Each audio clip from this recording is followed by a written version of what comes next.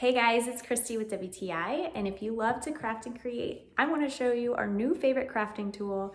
This right here is a button maker. This is by Happizza. It's so fun and super simple to use. I want to walk you through it really quick. What's really nice about this company is they give you everything you need right out of the box. You get 500 buttons. They give you these sheets of paper to draw on and make art. You don't have to use these. My kids have made buttons out of Pokemon cards. You could print things off the computer.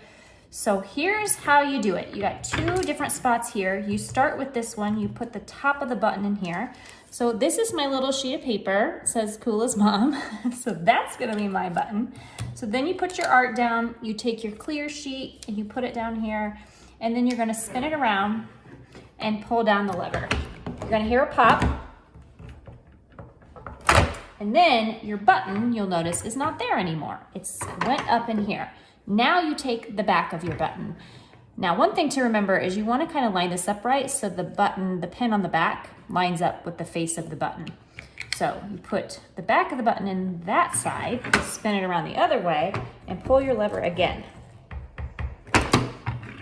And just like that, I have a button that says cool as mom.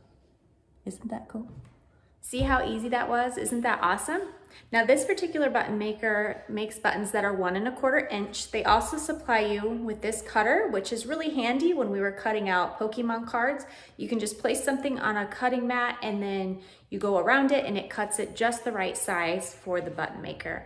But my whole family loves this. My children love it. My husband loves it. He was up one night till 11:30 making buttons. So I know your family's gonna love it too. And that's my point of view.